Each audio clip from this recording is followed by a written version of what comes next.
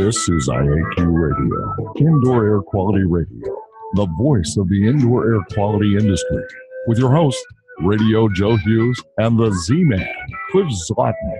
And now, Radio Joe Hughes. Good day and welcome to IAQ Radio Plus. This week we've got a great show on episode number 530. We've got Dr. Shelly Miller. I'm calling this one the Weatherization, Ventilation, and Respiration Puzzle. That's new to Shelly. I just pulled that together this morning. I've been reviewing what we're going to talk about, and it's a little more of a puzzle, I think, than many people realize. Dr. Miller's at the University of Colorado. She'll be joining us live in just a moment. But before we start, let's thank our platinum sponsor. IAQ Radio Platinum sponsor is John Don Products, where restoration and abatement contractors shop. Visit them at jondon.com. That's JONDON.com. I also want to thank our gold sponsors, Particles Plus, Healthy Indoors Magazine, Gray Wolf Sensing Solutions, and AEML Inc. Laboratory. And of course, our association sponsors, the Indoor Air Quality Association and the Restoration Industry Association. And now you can win a cool prize. It's time for the IAQ Radio Trivia question. Be the first to correctly answer. Simply email your answer to czlotnick@cs.com. Or if listening live, just text your answer from your computer. And now, here's the Z-Man with this week's IAQ Radio Trivia question. Hello, everyone. I'm sorry to report there was no correct answer to last week's trivia question to identify N.B. Hutchian as the building science pioneer who stated that performance can only be defined when we know the limiting condition, i.e. the failure. Only then can we measure the actual performance as a distance to failure criteria. The IQ Radio Trivia question for today, Friday, January 18, 2019, has been sponsored by Ideas, the solution chemistry company, creating unique solutions to odor removal, surface cleaning, and decontamination problems. Here is today's trivia question. What is the common thread running among management consultant W. Edwards Deming, band leader Glenn Miller, astronaut Scott Carpenter, and actor Robert Redford? Back to you, Joe. That sounds like a tough one, too, to make, Cliff. Anyway, all right, today's guest is Dr. Shelly Miller. She's an associate professor at the University of Colorado in beautiful Boulder and in the mechanical engineering department, also faculty in the interdisciplinary undergraduate environmental engineering program at the University of Colorado. She investigates indoor air quality, assesses exposure to air pollutants, and develops and evaluates air pollution control measures. Today, we're going to talk a little bit about a recent study called The Relationship Between Home Ventilation Rates and Respiratory Health in Colorado Home Energy Efficiency and Respiratory Health Study. They're going to call it the CHEER study. Dr. Miller last joined us. Let's see, I had it written down here somewhere on May 2015. May, I believe, of 2015. Dr. Miller, do we have you? Yes, good morning. Thanks for having me. Great to have you back. We did a show, it wasn't too long ago, maybe going on 3 years now, but at least 2.5. And we had talked about the microbiome of the indoor environment. That was a lot of fun, and that's a topic that continues to get a lot of attention and research funding. And I'm wondering if, have you been doing any more on microbiome studies, or is that kind of winding down for you? Yeah, we haven't been doing too much on the microbiome studies lately. No, we've moved more into the space of ventilation and respiratory health. And let's talk about this, because the last time we talked, you actually, I think you had started working on this, where you were getting ready to start working on this relationship between home ventilation rates and respiratory health in Colorado Home Energy Efficiency and Respiratory Health Study, I guess the CHEER study. Can you tell listeners a little bit about what that was? Well, first, what got you interested in the whole topic of ventilation rates and weatherization? Yeah. Well, for a long time, I have been following the research and studying how ventilation of homes impacts the health of the occupants. And, in the 1970s, when we had the energy crisis, we tightened up all the buildings, and then we realized that a lot of people got sick because we had sick building syndrome, and we didn't really account for what was emitted indoors and the emissions from materials. And so when this call for proposals on climate change and indoor air came from the Environmental Protection Agency, I really wanted to better understand if we're going to tighten buildings again now because of climate change, are we going to continue to impact respiratory health?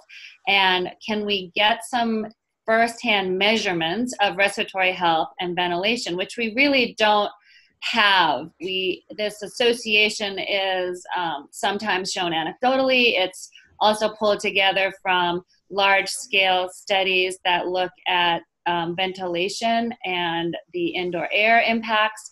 So some more data and some more studies on this would have been really helpful for us to understand what to do next. And let's go over some of the basics of the study. John, I think we have a slide, the first slide. Will that work for you here, Shelly? The map of the study region, I guess we can start with. Yeah, so we devised this study to try to get the most bang for our buck. And we decided to study low-income households because they are at higher risk for respiratory health problems. And we wanted to recruit from all over the Front Range. And so we had help from Xcel Energy in the state of Colorado, locating low-income homes that qualified for help weatherizing their homes. And when you weatherize a home, you do all sorts of things to save the resident money. You can tighten the building shell to stop wasting energy, but you can also replace appliances with Energy Star appliances and what have you. And so they try to come in and help the residents save money. And so we recruited the people who were qualified and had participated in this study. And you can see the study regions here in blue in the Front Range in this slide. We ended up going to 216 households, and they were enrolled, and we visited every home for 2 hours over 3 years.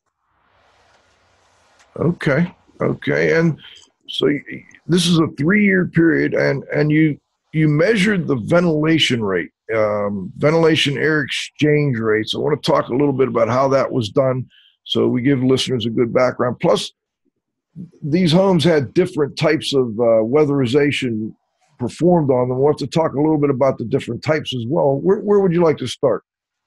Yeah, if you go to slide 2, you can see what we did when we visited our homes. Okay. And we had an engineering team and a respiratory team, and the engineering team did blower door testing.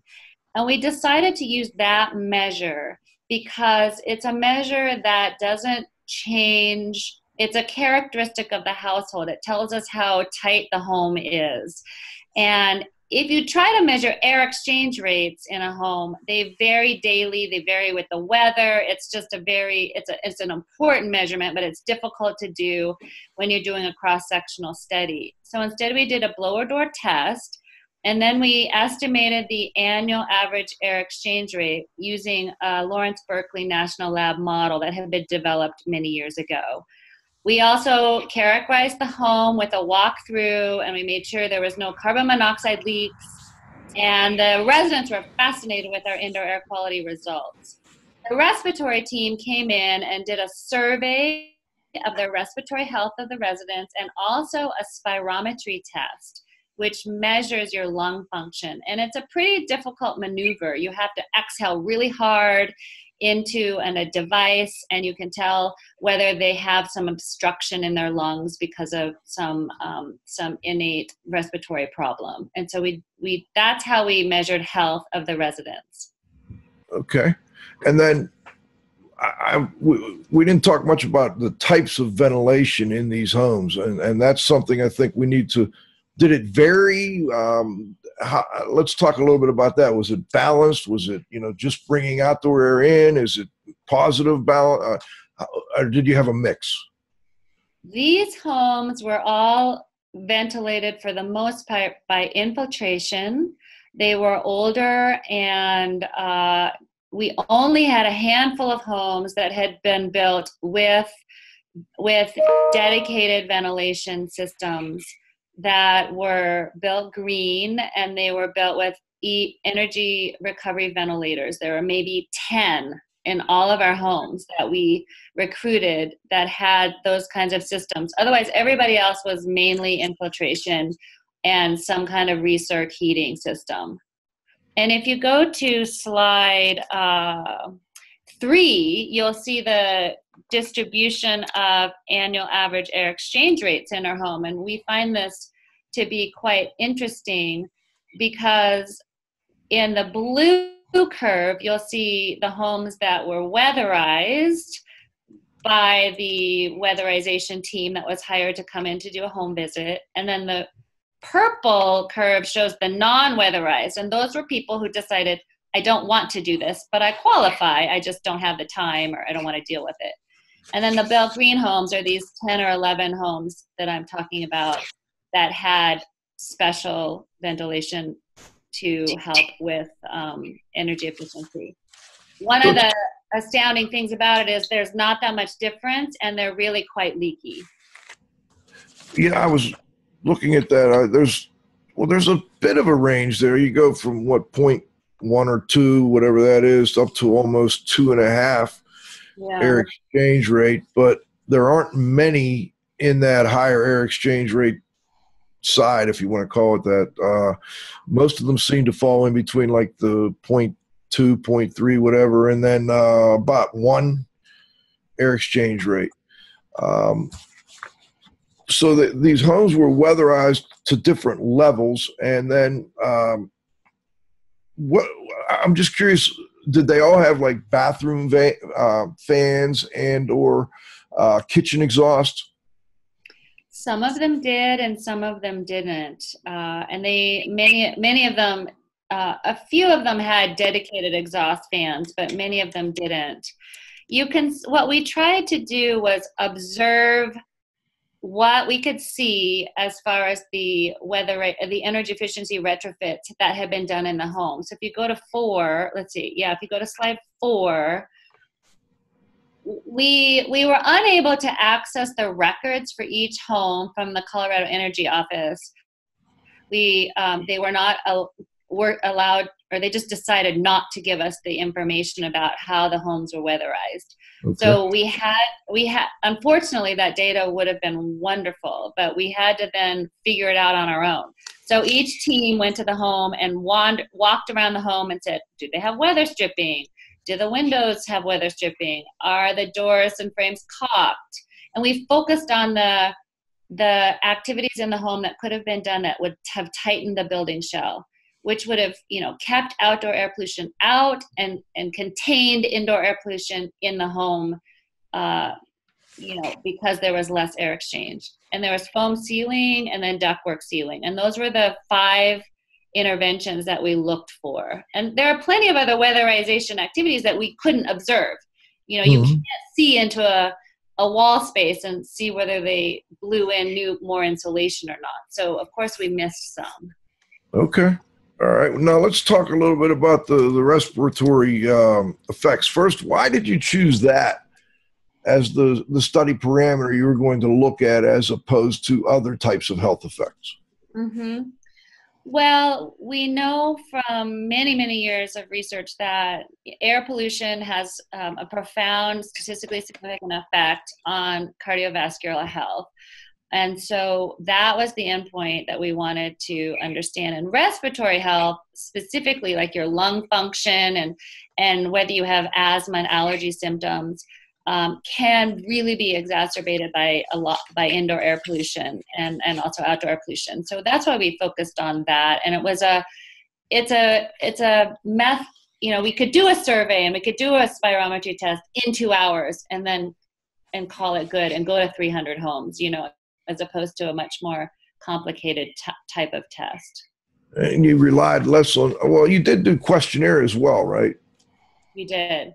So you actually measured their lung function and so on, and then you did a little questionnaire along with that. What other types of health effects are attributed to low ventilation rate in the literature. I know you did some literature search on that.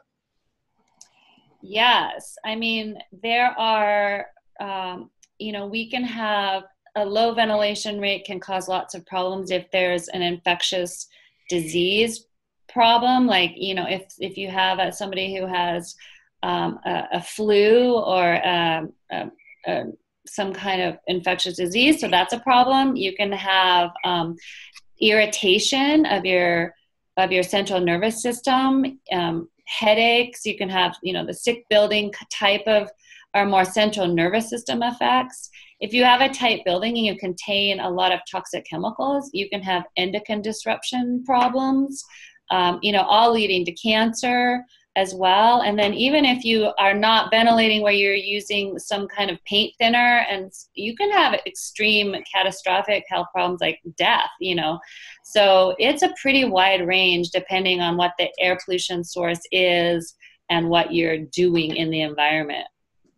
I thought what was interesting is most studies I've seen have focused on low ventilation rate, and you're looking more at higher ventilation rates, I believe, here. And I'm also wondering, have there been other studies that you found that looked at health effects with higher ventilation rates and how, because we always hear, well, build tight, ventilate right, more ventilation is better. Although lately I've been seeing, I was just at the IAQA conference, and a couple of the presenters there were talking about the fact that, higher ventilation rates may not always be better. So what evidence is there with respect to health effects when there are higher ventilation rates?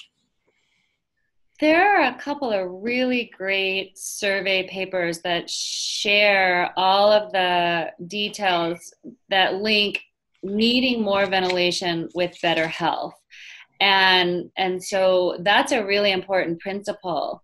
That more ventilation, when you accumulate all of the literature, leads to better health, and also, leads to a lot of savings in regards to health costs.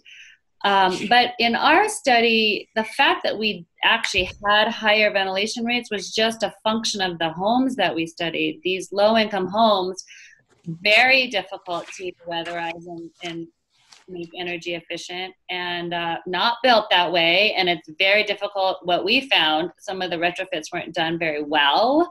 It's very difficult to come in and retrofit a house for a limited amount of money and save energy. And it's a complicated, what we found from this study, it's a complicated relationship between what pollution are you keeping out of the building and what pollution are you keeping in the building, and how does that impact the residents? It's quite, I like your term, it's a puzzle. Okay. And getting more pieces, to understand it. I mean, from our study, what we found ultimately with the questionnaire data is that if you live in an urban area near a lot of traffic related air pollution and you have a leaky home, it is going to affect your respiratory health. Interesting. Let's talk a little bit more about the results of the study. I guess, John, do we have a slide? What slide would you like to pull up from here, Shelly? Well, if I could just back up a little, I wanted to share with you slide 5. Okay. Because I wanted to point out a couple of key energy efficiency retrofits that we found from our study are actually quite effective. When we did some statistical analysis of all the data from the homes and tried to understand which observed retrofit got us the most bang from our buck, what we ended up finding was that above all else, building volume and building age was strongly related to the ventilation rate. And of course we knew that, older homes are leakier. But when you then look at what energy efficiency retrofit can you do in the home to make it tighter and more energy efficient, we found that weather stripping of the windows and air handler ductwork sealing were the most effective observed retrofits in the home for making it more energy efficient and a little bit tighter. So I wanted to share that with our practitioners, like, okay, if we can do 2 things in our home, let's look at those 2. How close was, I would have thought before you said that all door weather stripping would be as or maybe more important than window weather stripping. How close are they? Well, the bold bold weather stripping is a statistically significant at 0.002 p-value. That's a statistical term. The wet door weather stripping is not. It's at 0.1, and we were looking for a p-value of 0.05. It is a good thing to do, but I think the reason a window comes out more important is there's many more of them in your house, and there can be a lot more thermal bridging around the window compared to a door. Okay, so if we're going to focus on two weather proofing, weatherization techniques, your study shows weather stripping around windows and air handler ductwork sealing would be the two we should focus on. Yes, and of course, as I mentioned earlier, the caveat is in this model, we don't have like, oh, you blew in insulation in the walls. So those, of course, would be, what kind of R value and how much did you add? That's not part of our observations, but these two were strongly important. Well, let's talk a little bit about the air handler and ductwork sealing, because I think maybe the location of the ductwork and the air handler, you're in Colorado. What was the typical location? Were these basement homes? Were they slab homes? Were they a mix? Did they have a closet air handler? Did they have ductwork going up into an attic or something like that? Right. That is a good question. We had a whole variety from the 200 homes, of course, but generally speaking, the older homes here in Colorado have crawl spaces and they have attics. So a lot of times the ductwork is in both places. Okay. Some basements, yeah. Which you would think that may have influenced how important that ceiling was, because they go outside of the conditioned space essentially. Exactly. Yeah, they do. Did any of these homes have conditioned crawl spaces, Shelly? Did they, or were they all vented crawl spaces? We had a lot of homes that have radon control systems in them because we have high radon here, and we've been working actively to get radon mitigation in each home. So many homes had radon mitigation systems, but I am not sure about other types of ventilation in the crawl space. Okay. I'm sure you weren't out there doing every one of these yourself. You had a team out there. I did have a team out there, yes, and they were great, yeah. Okay. Well, let's talk a little more about some of the results that you came up with. Where would you like to go next? Great, yeah. So the paper that's available and discusses our questionnaires results can be summarized in slide 7. This is our key results figure. And here in this paper, what we did is took all the respiratory symptom data, and we used an epidemiological approach to find associations between that and our exposure variable, which is the annual average air exchange rate. And what we find is there's 6 graphs here, and on the x-axis is your annual average air exchange rate, and it goes from 0.1 to 2 air changes per hour on the x-axis. And on the y-axis is what we call the odds ratio, and this is the odds. If you go to Vegas, you know what odds are of whether you're going to win or not. And this is the odds of getting this symptom. So in the first graph, it's the odds of having a cough, or the odds of you took medications for wheeze, or you have a dry cough at night. And if you have an odds of 1, this is an odds ratio. So it's showing the probability of having it versus the probability of not. If you have an odds ratio of 1, then you're not going to have that symptom. But you want the outcome to be higher than 1. And so at least half of our symptoms were statistically significantly higher than 1. Cough, medication for wheeze, and dry cough at night were statistically significant. They've been circled. And so as we increase the air exchange rate, we increase the probability of you getting a cough, etc. And this was not our hypothesis, I have to say, Joe. We were a little bit taken aback by this result. I'll bet. Yeah, so we had to dig further, and you can kind of see from our data that it's you can see it's almost, there's an increase, from low to high air exchange rate.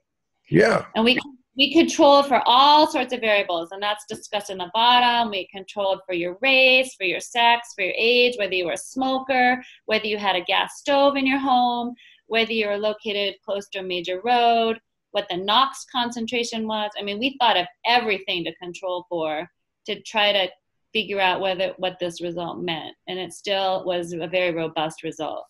And I think in the end, our conclusion can be related to the fact that many of these homes are near high traffic roads. And that what this is, there's a response from the ability of an outdoor air pollutant to get into your home. And you're in your home a lot. So if you're always by a road breathing NOx and breathing ozone and ozone is not such a problem, but PM 2.5 from outdoor air in your home, it's affecting your respiratory health, is what our associations say. Interesting. So it's not what you expected. I assume it's not what other studies have shown, but I don't know that other studies actually looked at higher ventilation rate and at least respiratory health effects. Did you have any other studies like this to kind of to look at and maybe help you understand a little better what was going on? Yeah, I mean, this study's design is very unique, and we don't have any other data that we're aware of that are similar, but there are other studies to point to there's lots of studies that show traffic-related air pollution is toxic and bad for your respiratory health. Mm-hmm. The fact that we were relating that to what happens in your home was very, very unique, and there's maybe one or two studies that we pointed to in our discussion in the paper that could be related to this kind of result.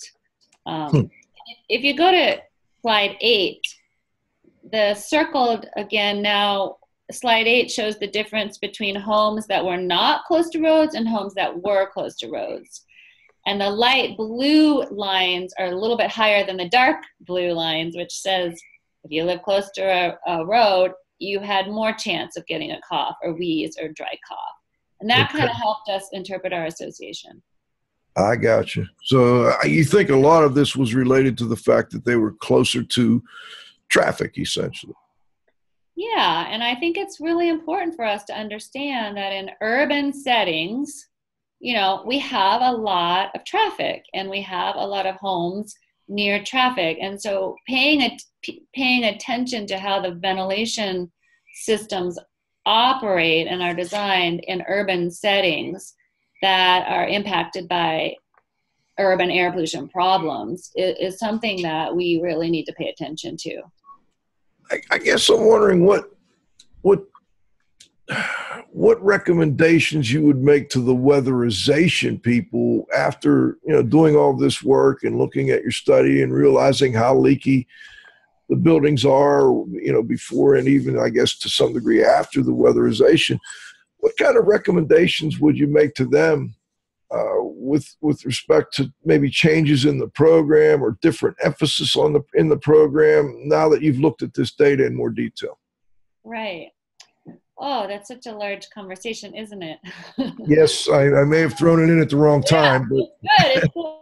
It's good. I mean, what I'm thinking about is what can we do that's out there in the forefront and really creative in terms of bringing into homes fresh outside filtered air, and we can bring this fresh outside filtered air into a home on a regular basis and then ventilate out of the house, all the combustion generated air pollution from cooking and all other activities out. There's this, can we bring in good clean air that's been filtered and exhaust the toxic air that's indoors in a balanced way that's also cost effective and easy to retrofit, and it's a really complicated problem. But that's kind of where I'm going, and that's why I like, for example, programs in California that are saying all new homes now have to be built with these kinds of ventilation systems in them. We're not building any more homes anymore that don't have this. We've got to have some type of balanced ventilation, essentially. Did you see any balanced ventilation in these homes? Well, as I said, we only had about 10 or 11 homes that were balanced There were. In the way that they had an ERV system. They brought in outside air that was treated, and they exhausted inside air, and they were really well. They're they're for low income residents in Boulder and Fort Collins and Loveland, and built by Habitat for Humanity and also by the city of Boulder. And they were done in a really nice, healthy way. And it's only 12 homes, but when we looked at them, we did see, some anecdotal better respiratory health and some better indoor quality measures. So I think it's worth looking at, and I think the state of California is there's a study actively going on right now at looking at the impacts of these different ventilation designs.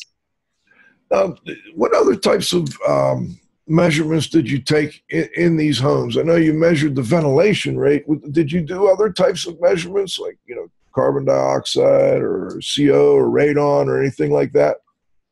We did. We did a sub-study of 30 homes over 2 years during the summer when we have a lot of fire-related air pollution and we have a lot of traffic-related air pollution. And so we said, well, let's do an indoor air quality study of about 30 homes, because that's about all you can do given the instrumentation resources.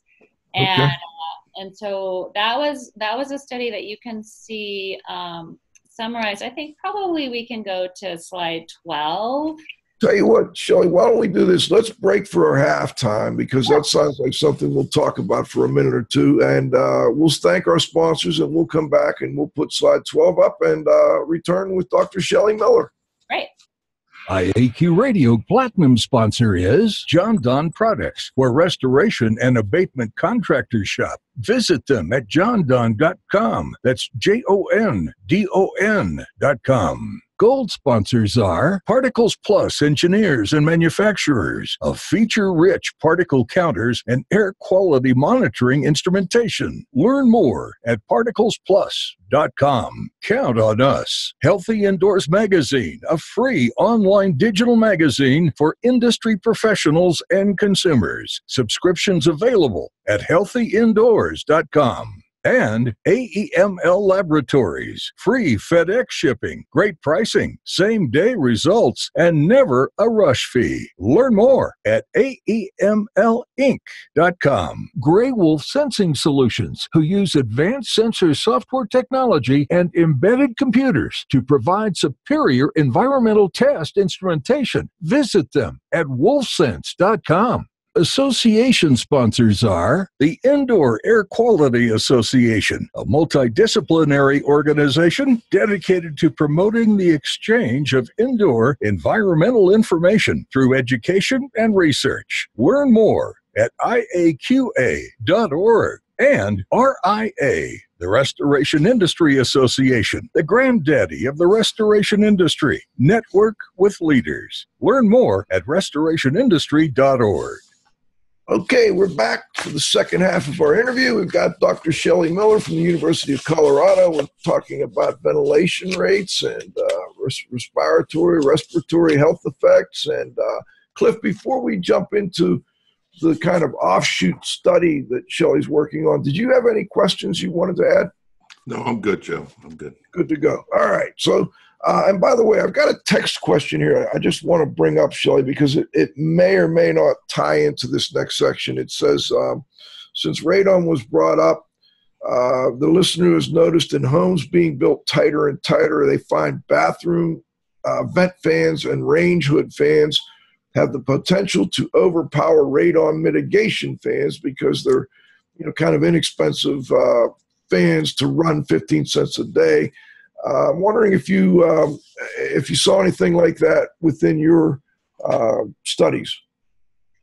Well, that's such a good point to bring up. We did not look at that in our study. But we did do a small study with the city of Colorado Springs it's a small 10 home pilot study where we looked at radon concentrations in the home. And again, it was a 3-day test, so it's very short and highly variable, that measure. But we looked at radon before and after weatherization activities happened within the community. And just 10 homes, anecdotal, of course, that we didn't see any effect on the radon concentration before and after weatherization. But that is a slightly different result than what you're asking about. I think that's a really good question. I don't know the answer to that. Okay. And that's maybe something we'll keep an eye on down the road. Let's talk a little bit about the other study you mentioned. Do you want to bring up a particular slide? We can talk about the slide 12. It shows you some of the indoor air quality measurements we made in 30 homes. We measured PM 2.5. It's the number count. We measured black carbon. We measured nitrogen dioxide, and we measured carbon monoxide. And so there's four graphs here that show the concentrations we measured. And on the right side is the way we determined whether there was a wildfire plume effect or not. We used some satellite data, and we said, oh, today the one on the left were being impacted by wildfires, and the one on the right shows, oh, Colorado was missed by the wildfires. I see. And so we categorized them between, we had plumes from wildfires and we didn't. And so on these graphs, you see no wildfire plume and all the way up to a lot of wildfire smoke from none, low, medium, and high. And then we also are showing the indoor and outdoor concentrations. So what we determined was that, and this is pretty, obvious, I think, to most of us, but what's the impact of wildfire smoke? Well, PM 2.5 numbers increase a lot outdoors, and they do increase some indoors. So that's the first graph on the left. We saw black carbon impacts, but no nitrogen dioxide and really no carbon monoxide impacts on the indoor quality in the homes from wildfires. Interesting. Okay. And where would you, taking what you have here, where would you like to go next with this type? Because I know the wildfire thing is a big topic out west. Do you have anything else you're working on now, or thoughts on future research that will look at other, related issues? Yeah, there's so many communities that are struggling with wildfires and wildfire impacts. And I think that the two things we need to be looking at is, how can we deploy on a rapid scale technology to homes that are impacted to protect the health of the residents? So can we get out some air cleaners into these homes? They're really effective at helping to reduce the impacts indoors. And then in a long term, this also goes to my point that if we can provide balanced ventilation with incoming air that's filtered, we can protect our homes better from wildfire effects. And I also think we can get the word out that, actually, if you have a recirculating heating system in your home, even though the filtration is coarse in that system, if you run it continuously, it will take out the particles in your home, and that's also protective. So just educating people about how to protect their homes is really important. It reminds me of a show we did, and I noticed Linda Wigington is listening in, and she's doing work on reducing outdoor contaminants in indoor spaces. And they've been doing some work on modifying air handling units to put in a 4-inch filter and to tighten things up and to make sure the return is designed in a way where, putting in that 4-inch filter will not cause problems for the system. It seems to me like maybe some of what you're looking at and what she's doing, because hers is all based in the Pittsburgh area, it seems to me some of those types of modifications might be helpful in the areas where there are wildfires. Yes, I agree. I think that's great work and really important. That's great to hear. Yeah, I think if there's some way we can kind of mix those two things together, get her stuff moving out toward that wildfire area, it might help a little bit. Well, let's go back a little more to the first topic we were going over, then that was your study on ventilation and weatherization and respiration. Let's kind of, were there any other results in the slides that you wanted to talk about before we kind of give an overview of the summary of it? Well, I could share briefly the results that came out of our spirometry measurements. Okay. So that result can be seen on, let's see, which slide is that? That is probably slide 10. And again, these are very, statistical and researchy.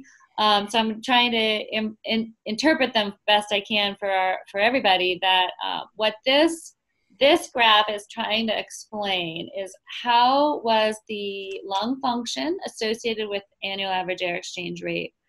And we have a measure called the FEV1, that's the forced expiratory volume in 1 second, and the forced vital capacity is the FVC. These are the measures that you get when you blow into this device. If you have had asthma, you will know what I'm talking about. What's interesting about spirometry is it's hard to do, so not everyone can do it.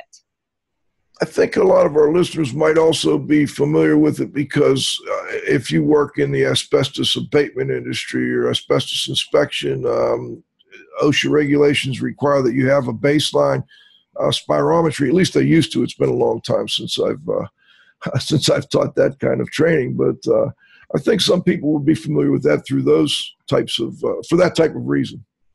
Oh, perfect. Yeah, and so this graph again is showing the relationship between what's the impact of annual average air exchange rate on these measures. One thing I want to point out is that we had a lot less people who could do this compared to filling out a survey. So unfortunately, we have N equals 244 people. And a lot of the people who couldn't do it had COPD or they had severe respiratory problems and they just couldn't do it. And so in the survey, if you have COPD or hard respiratory problems, you can fill out a questionnaire. So we had 300 people do that, but you can't do this. So I think we're missing some of the sickest people in our population with this measure. That being said, if you look at the graph that says FEV1 over FVC score, we see that there is an association so that those three first lines, model 1, 2, and 3, do show that as you increase your annual average air exchange rate, you also increase and have better lung function.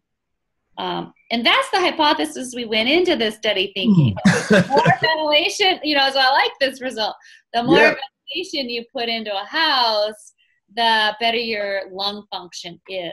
And so that is a really, that makes sense. And that was our original hypothesis. Unfortunately, what we find is that the models are somewhat unstable. And so the result doesn't stay consistent as you do a sensitivity analysis. That's why you see some of the results a little bit all over the place and below the line and what have you. It's a statistical thing. But so our conclusion right now is that it appears that there is association between more ventilation and better lung function, but we didn't have enough people in our study to make that a conclusive statement.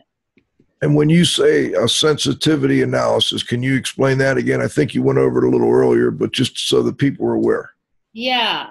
So what we said was, okay, what if we exclude participants that were built to green standards? So we drop, 12 people out of what if we exclude participants who lived in townhomes? What if we exclude participants that lived in Boulder, Loveland, Fort Collins? Or what if we looked at people who only had asthma? So these are these little sensitivity analyses to see, and what you want is your association to be the same no matter what you do with these data. I see. And it didn't quite hold up. Like in the right-hand graph, you see model 4 is where we excluded homes with mechanical ventilation systems. And the result drops below the line slightly. So we're like, oh, shoot, that didn't hold true. But it's close. You can see from the graph that it's just a little bit below the line. Okay. Okay. Is there another? Let's go to another slide here, Shelly. While we've got these up, John, was there? What about this one? Data filtering removal of indoor source effects. Oh, I wanted to just show people what we did with our indoor air quality data in our fire study homes. As you know, when you're making air quality measurements in a house, you have a lot of impacts from the activities people are doing in their home. And so in this graph, you see 3 large spikes.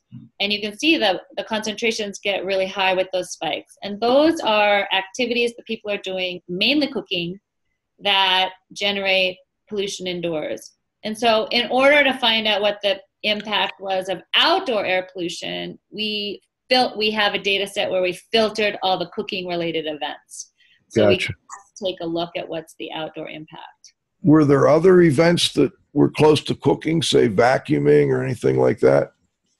No, I mean, even though we charted a lot of activities from the people in the homes, the main event in your home that generates the most air pollution is cooking, with and without gas appliances. And that has been a big focus lately of some of the research. And I know Lawrence Berkeley Labs has done a lot on that, trying to get people to use the exhausts in their kitchens and maybe cook on the back burners and things like that. Have you been doing any of that work? We have done some work. We have a really interesting paper that came out on the impact of cooking in passive houses. And your audience knows probably passive houses for these very tight homes with balanced ventilation. They're fabulous homes that are designed and built. But what we've seen in our homes that we studied was that they're not accounting for cooking like they should be. And so we looked at that, and it was a pretty significant impact in these homes, the cooking activities. So we're actively encourage, passive house thinkers and designers to find a better way to deal with cooking. Okay, and maybe we could get after the show a link to that study so that Cliff could put it in the blog, because I think there's some people that might be interested in that. Yeah, I'd love to. I'll pass that along. Yes. Okay, great. Let's go back to the slides, John. Were there any more on here that we missed, Shelly? I just want to make sure we got the ones you wanted to cover. Well, I wanted to point out 13. This result is fascinating to us, and we're not sure what to do about it, so I wanted to throw it out there. All right. In this one, we calculated the indoor-outdoor ratios of the pollutant concentrations, and that kind of gives us a sense of how high are the pollutants indoors compared to outdoors. Okay. It's a rough measure. It doesn't take into account, infiltration effects as well as you could do it in different ways. But what pops out at us here is this CO graph. We see the CO data showing us that the indoor levels of CO are 4 to 7 times higher than the outdoor levels. And compared to all the rest of the pollutants, which are mainly outdoor generated pollutants anyways, besides PM and black carbon from cooking. But what's astounding to us about this CO data is that when you look at the actual concentration, the absolute concentration, the levels are low. They're not high. They're not, they're below the action level. They're way below the action level typically. And so we're concerned about this information and wondering if there's this low level CO that's in homes that many of us are exposed to, maybe due to our indoor glass appliances, that is just always present in our home. And so I want to explore this further because it was quite an interesting result to us. It's hard to measure low level CO in a home, actually. So How that did you measure it? How did you measure it? We built in-house some very special sensors that had very low sensitivity to CO, and that helped us pull out these data that are, they're below, the typical concentration of maybe we were there 1 part per million, pretty small CO. Interesting. Very interesting. But the other ones seemed, they weren't as skewed, I guess, although I'm looking at the ozone. Can you comment on that one? Yeah, and what that shows us is that, ozone is an outdoor air pollutant, and when it comes indoors, it's highly reactive. It gets removed by surfaces right away. And so we often see a reduction to about 30% of outdoor concentrations indoors. And so that validates, our understanding of ozone. Okay. That one did not surprise you then. Yeah, that is not surprising. That's what about the PM 2.5? I guess I'm a little surprised it's where it's at, but maybe you feel differently. Well, again, remember these data have been filtered for the events. So these data are like, okay, this is the outdoor PM 2.5, and most of, it's coming from outdoors when you filter the cooking events. Now, if we added the cooking events in, it would look a lot different. Gotcha. Okay, let's go to the next. Is there another slide you wanted to go over? There you go. There's one more. I'll just throw it up there. It's the proximity to major roads. And again, this supports our other conclusion with actual measurements showing that as you move closer and closer to a major road, which is on the x-axis, near zero, you're really close to road. And when you get to 600 meters, you're far from a road. And that the indoor concentrations are the blue blue-colored triangles, and the orange is the outdoor concentrations. And as you move closer to a road, you get higher PM 2.5, you get higher black carbon, you get more CO, and you get more NO2. And that's both indoors and outdoors. So this validates with measurements that traffic-related air pollution is impacting our indoor air quality, which we know, but it's just, we got to pay attention to this traffic thing until we move away from fossil fuel vehicles and traffic. What can you do? Well, it's, if you want to be a more energy efficient society, you want people living closer together. And if they're living closer together, they're going to be living closer to roads. And so I agree. It's an important topic that we're going to have to wrestle with as we, continue to try and be more energy efficient. Yeah, that's right. I guess one way is to get more, more mass transit and try and cut down on the amount of pollutant from the cars. But we're also going to have to look at maybe, do we build differently when a home is located within a certain distance from a highway? And I don't know that anybody's really looking at that. Do you? I don't think so. And I think that's key from what we're finding. And it's been a concern for quite a while as well. But yes, I think we need to move in that direction. And it's not just here. I mean, if you look at, China and India and other places, it's exacerbated even more, I would imagine. They're living in dense communities and high rises and all close to where the highways are. So yeah, more and more people in those societies are getting their own vehicles and driving more, and then of course when you add the coal combustion into the mix, then you have a real air pollution problem like we're seeing. Yeah, like in Pittsburgh, we have high outdoor PM 2.5. I'm a little southeast of Pittsburgh, actually a good bit, but I still get the effects of that here when I do particle counts. I see higher levels outside here than you would expect. I'm up on a mountain. I'd expect it to be a little lower than it is, but you're commenting on a pretty interesting phenomena, which is that when you have dense forests and trees, which you have in Pittsburgh area, and they release volatile organic compounds, it reacts with the ozone in the atmosphere and makes particles. So even though you're away from traffic, a lot of the particles you could be measuring could be coming from that really interesting chemical reaction. I'm glad I mentioned it. I hadn't thought about that. Hey, Joe, if I might. Go ahead, Cliff. Yeah, I was recently in Boston, and I was doing some consulting on a fire restoration project. And the issue was whether or not there was remaining fire residue on contents. So we went out, and I had already filed my report, but we were making an inspection because this case is going to trial. So we have a meeting in the attorney's office. It's downtown Boston. a prestigious law firm, big building. We're up on the 15th, 20th floor, something like that.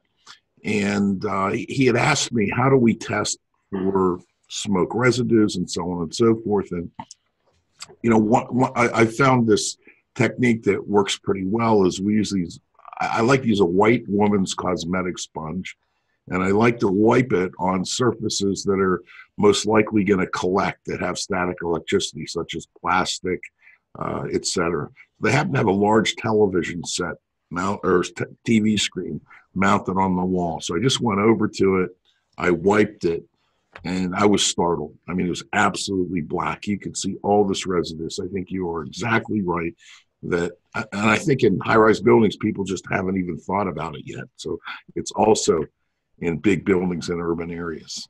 Good point.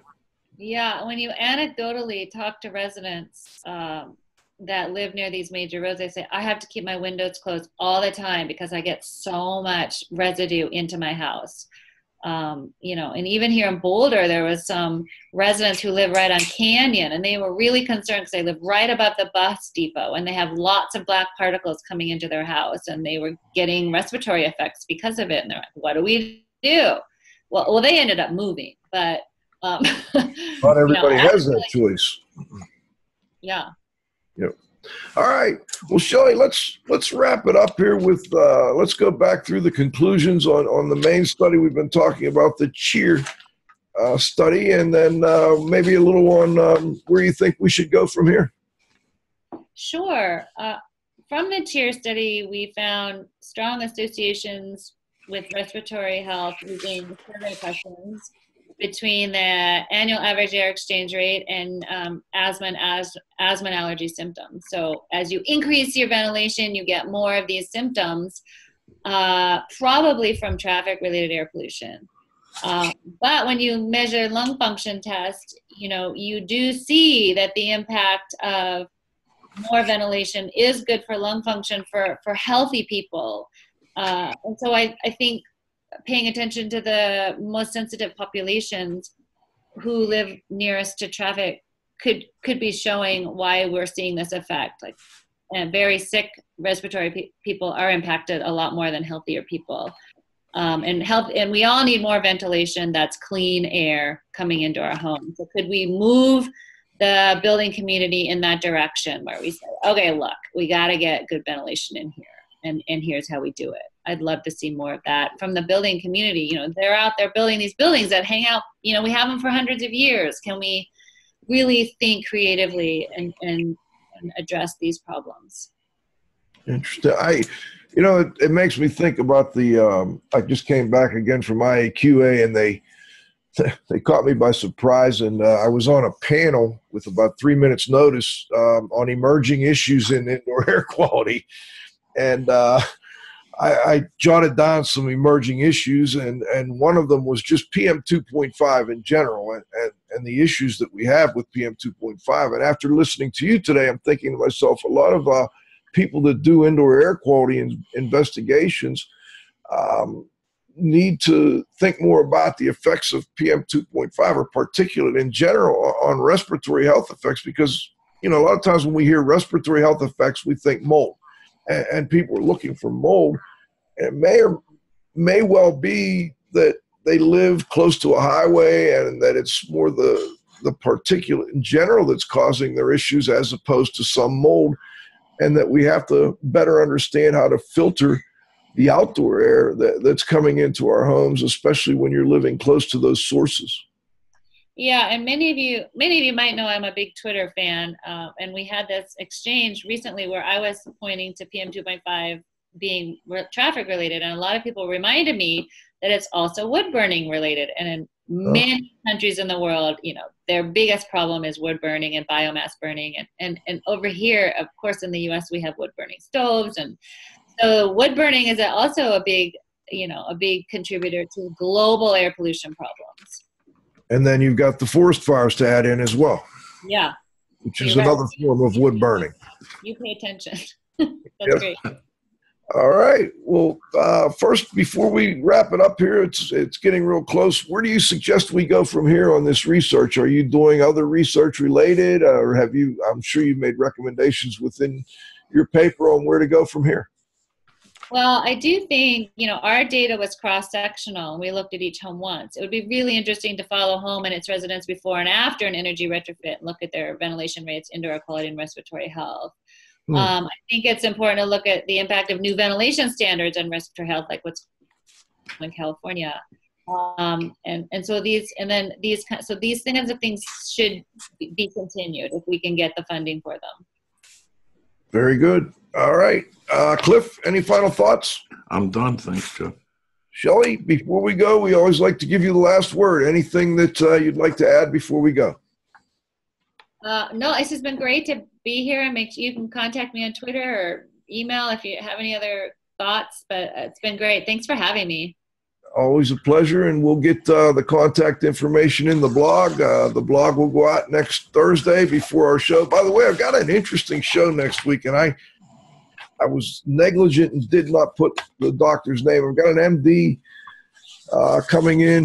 We're going to talk a little bit about a study they did. It was how Candida had crossed the blood-brain barrier, and he's got a lot of background in fungal infections and fungal health effects, and I'm looking forward to having a little different perspective on that topic next week. So I want to thank my co-host, the Z-Man Cliff Zlotnick, of course, this week's guest, Dr. Shelly Miller at the University of Colorado, my engineer, John. You got to have faith at the controls. Most importantly, our growing group of loyal listeners. Download those YouTube videos. Check us out on Podbean. We're still putting them up on the old TalkShoe site. And we'll look forward to getting back together with you again next Friday at noon for the next episode of IAQ Radio Plus. For IAQ Radio, I'm Spike Reel saying thanks for listening.